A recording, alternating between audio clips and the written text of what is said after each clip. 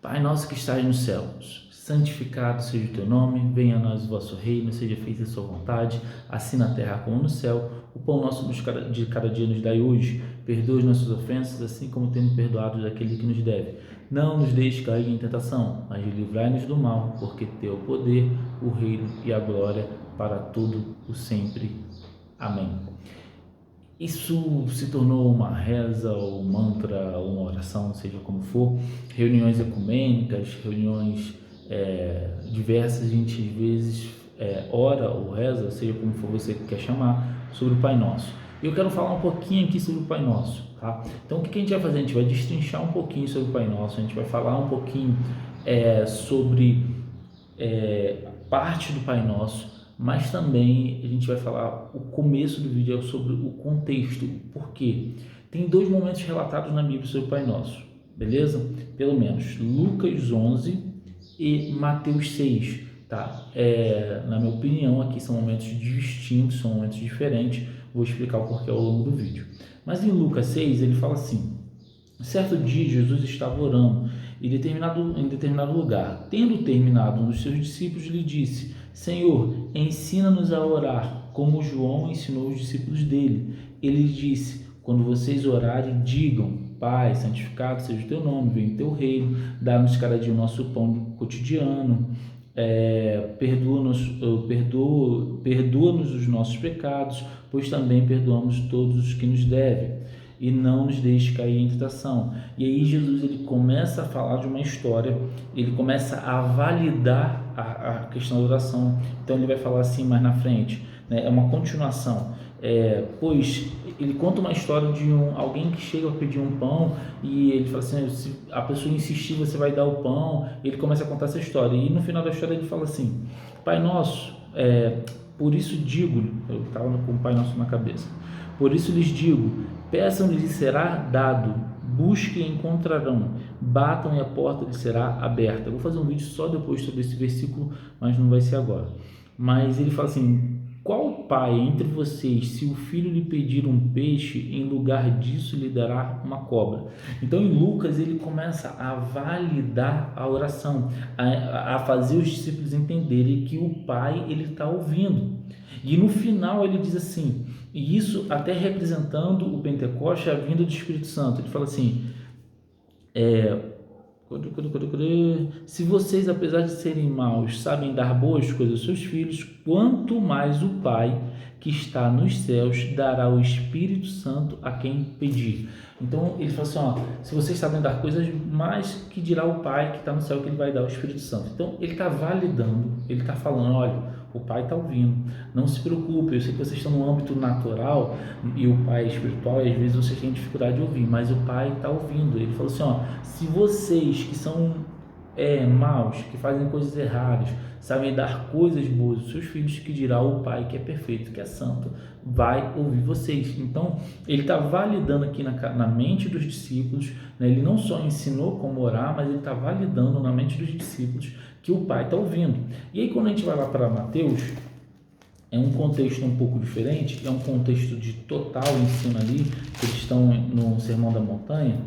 Cadê Mateus 6? E aí começa ele falando sobre oração, ele começa ali falando, e Mateus 6, 5, se a gente for dar uma olhada lá, ele fala assim: quando vocês orarem, não sejam como os hipócritas. Ele fala primeiro como você não deve fazer para orar, e aí ele vai falar como fazer para orar. Ele fala assim: olha, vai para o seu quarto, fecha a porta e fala o Deus secreto, que o Deus que está em secreto vai te responder. Então ele fala assim: você não precisa orar na frente de todo mundo. Ele fala como não fazer e como fazer. Aí ele vai falar assim: mas quando você orar, vá para o seu quarto, feche a porta e ore ao seu Pai que está em secreto. Então o seu Pai que vê em secreto recompensará. E quando orarem, não fiquem sempre repetindo as mesmas coisas, como fazem os pagãos. Eles pensam que por muito falarem serão ouvidos. Então ele está dando ali dicas de como orar.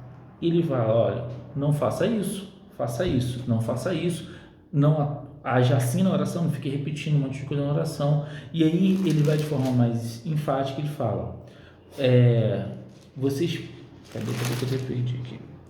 O seu Pai sabe do que vocês precisam, antes mesmo de pedirem. vocês orem assim. Então ele fala assim, ó, vocês não estão falando com qualquer um. A característica de quem você vai falar é que ele já sabe o que você vai pedir. Então agora ele vai dar o pulo do gato, ele vai falar assim, como vocês vão orar? E aí ele passa, Jesus passa, ele fala assim, ó, e ele fala assim, de forma clara, vocês orem dessa forma, orem desse jeito. Então baseado nisso, para não tornar o Pai Nosso sim, uma coisa repetida, e sim um modelo de oração, eu quero destrinchar aqui pela primeira parte. Ele fala assim, Pai Nosso que estás nos céus, santificado seja o teu nome. Essa para mim, eu vou classificar essa como a primeira parte. Embora ela esteja classificada em duas, eu vou classificar com a primeira parte para a gente a título de vídeo. Ele fala, Pai Nosso. Primeira coisa que ele fala assim, o Senhor é o nosso Pai. Eu me coloco numa condição de filho. Era muito claro, sempre foi muito claro que a condição de filho é uma condição de obediência. Quando Adão ele sai da condição de filho obediente, debaixo da graça e da vontade do Pai, para fazer a vontade dele, ele sai também da condição de filho, da condição paternal, e passa a ficar da condição criacional, como criatura e não mais como filho, beleza?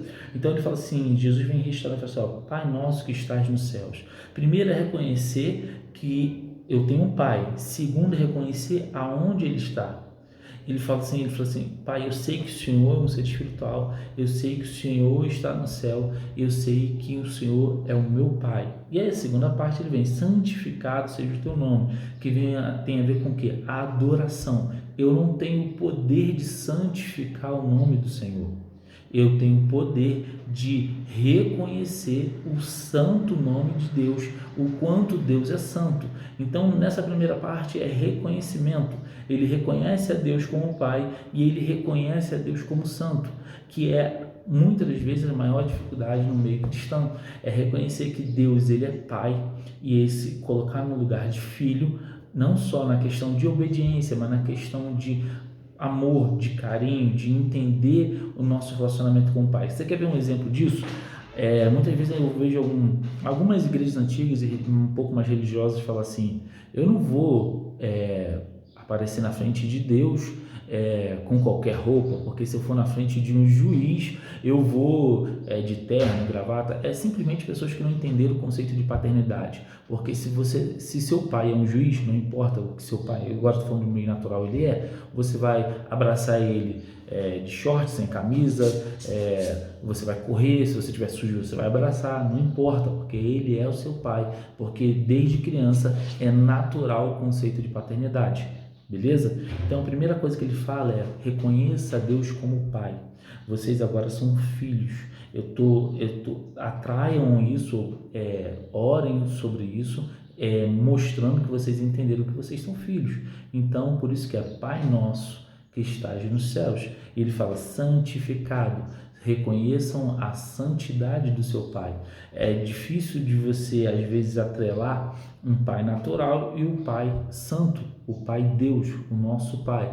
Primeiro para alguns que não tiveram um Pai presente e outros que tiveram um Pai presente, mas foram pais totalmente aversos, uma versão total sobre quem Deus é. Então, às vezes a gente tem essa dificuldade de atrelar. Eu quero te ajudar a fazer você entender que o nosso Pai, ele é santo. Ou seja, o que significa santo? Ele é separado, ele não tem pecado, não existe pecado nele, o pecado não habita nele, o que depois eu posso falar sobre o conceito de pecado, não está nele. Então, a primeira coisa que a gente faz é reconhecer isso. E engraçado que uma das estratégias de Satanás, de Lúcifer, do anjo caído, e por meio de algumas religiões, doutrinas, seja lá qual for, é classificar Deus como ruim, classificar Deus como mexer na santidade de Deus, e aí questionar, se Deus é tão bom, por que ele fez coisas tão ruins como a morte, como ele fez coisas tão ruins como o inferno? E eu fiz um vídeo aí falando sobre o inferno, e por que o inferno é bom, porque foi feito por Deus,